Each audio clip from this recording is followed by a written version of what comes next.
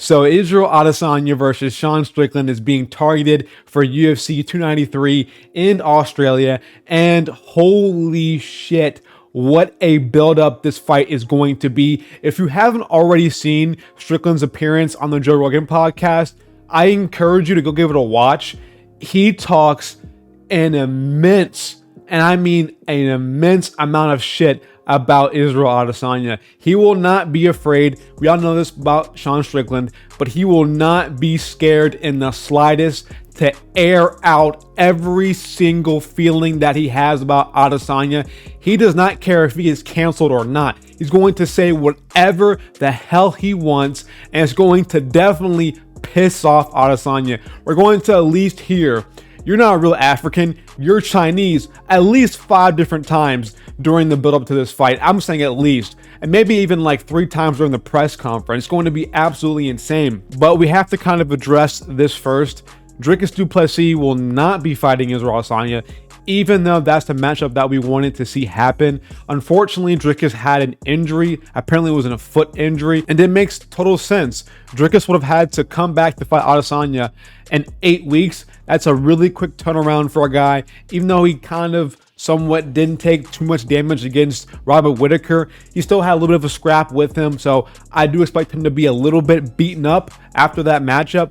But 8 weeks overall is a quick turnaround. So anything that he could have had during the build up the training camp to fight Whittaker, and then even after the fight, definitely needs to nurse that now while he has the chance and fight Adesanya on a later date. This is what happens when you have to make a quick turnaround as a fighter. You might not be able to make it to the date that might be selected. And for Adesanya, he wants to fight in Australia, even though he's New Zealander or Chinese, whichever way you want to put it. But Australia and New Zealand, they're close to each other. So obviously Adesanya wants to make the quick trip to Australia and Sydney to get a matchup there. And if Dricus can't make it, it has to be Strickland at this point. He's the only one who deserves it. He can't fight Whittaker. He's lost to Dricus. He can't fight Cannonier. He just beat Cannonier. He can't fight Vettori. He just lost to Cannonier. So there's nobody left right now at middleweight besides Strickland and Dricus. And Dricus can't make the 8-week turnaround, so we have to put in Sean Strickland for this matchup. And I'm down for it. I'm totally down for it. I'm excited. I can't wait. Again, like I mentioned before, this is going to be one of the biggest buildups. I think this might sell a ton of pay-per-views just by what Strickland brings to the table in terms of trash talk. The press conference, the interviews, the interactions are going to be loud. And I mean extremely loud in this buildup. Strickland is already a character within himself. And top that off with Israel Adesanya, top that off with him. I mean, Jesus, we're looking at some of the best entertainment, just without even fighting, not even talking about the fight, what's going to happen, just by an entertainment standpoint. This will be one of the more entertaining buildups ever. But at the end of the day, these two men have to go in the octagon and they have to scrap and get it done.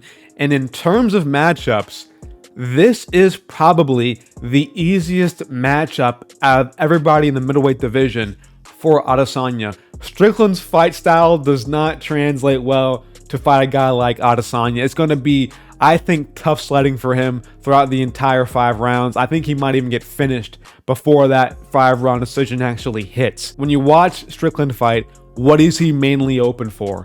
Leg kicks. It's a big thing in his game. In his stance, he stands very straight up, square, holds his hands like this. They call it the iCarly thing, which I don't really agree with, but Strickland is very open to just get his legs chewed up. And when it's a guy like Adesanya in front of you, it's just a different kind of game. Like maybe he can defend some kicks against Cannonier or a Mavov or people of that stature, but somebody who has the kickboxing credentials like an Adesanya, I just see him abusing his legs, completely chopping them apart.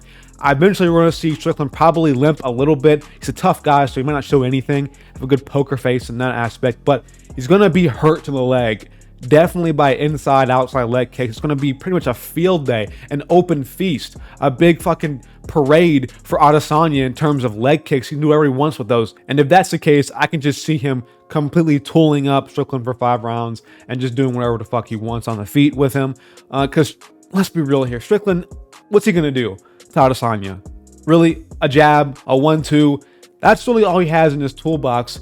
Not even really that many leg kicks, but he can grapple. Strickland does have some good grappling. But is he going to use that against Israel Adesanya? And a guy like Alex Pereira, which I think everyone ever thought he was going to grapple. Pereira is that one-punch KO guy who's a two-time Glory Kickboxing World Champion. And we're all like, okay, Sean, let's grapple here. Let's try to take him down and work the ground game. You've been doing MMA for what, since you were 14, is what I think he said, and Pereira's been doing it for like 3 years. Let's get the ground game going. And he goes out there and just pumps a jab out there in front of fucking Pereira. Like, of course you're gonna get KO'd by that shit. What are you doing? So it might be a bit of an IQ problem, and I don't expect Strickland to go out there and want to just grapple with Adesanya, but maybe it's different. Maybe now that it's a title shot and there's actual real shit on the line for Strickland, he might want to go out there and put on a good performance and do some grappling. But I'm worried that his ego might be a bit too big for himself, and he might go out there and try to strike with Adesanya only. And if that's the case, I can just see him getting completely pieced up by him. But overall, I do want Strickland to get this dub against Adesanya. I think it'd be crazy. We'd be going insane. It'd be the talk of the town, talk of the community for maybe even months if that actually does go down. But I think in terms of matchups, this is one of the easiest ones for Adesanya, and it keeps him active. You know, he takes this matchup against Sean Strickland, he can get a win, and then Dricus will be ready, healthy, ready to go to fight him later down the line, and we might get to see a UFC Africa, which will be absolutely insane. We might actually see a UFC event in Nigeria, or maybe you might see it in South Africa. Who knows? Probably South Africa. I don't know the economic status of Nigeria too well, but I think South Africa will be more fitting to host an event, a UFC event. But we don't know. Who cares in the matter? Anyways, I'm fine with either or. I think any UFC fan will be fine with either or. It doesn't really matter to me.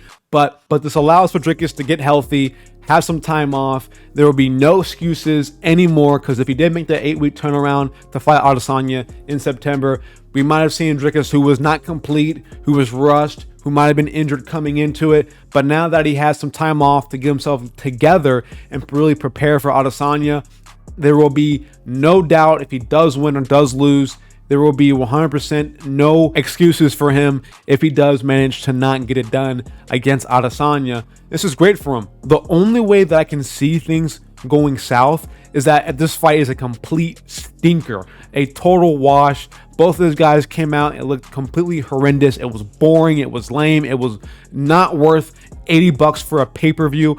That's the only way that I can see this actually ruining a little bit of stock in that Dricus versus Adesanya fight. But then again, there's so much storyline to that. There's so much anticipation. I don't see too much of a way for that stock to drop. But if Israel Adesanya disappoints again, there might be some problems along the line in terms of that Dricus and matchup. But overall, I think that Sean Strickland's going to bring it, and Adesanya will match that. This might be a great fight. Who knows? It might be low-key be a sleeper. We might see actually a grapple-heavy Sean Strickland, or maybe he has power suddenly. I don't know. Maybe he takes roids for this. Who knows? He has money now, apparently. So we might see a heavy grapple attack from Strickland. He might pull off the upset of the ages. It'd be crazy. I do expect Adesanya to be like a 3-1 favorite, maybe 2-1 favorite against Sean Strickland. He'll be a heavy favorite at least, and I will pick him probably to win. I'll dive deeper into that when the fight actually does come around, and I do an actual prediction video for it. But right now, I'm just breaking the news. But overall, I think Adesanya has this one in the bag as of right now, unless something changes. But thank you for watching the video. If you made it this far, I very do much appreciate you. Make sure to hit the subscribe button and hit that bell icon as well for notifications. I would greatly appreciate it. Adesanya versus Sean Strickland is going to be an awesome build-up. I cannot wait. I'm out of here. Peace.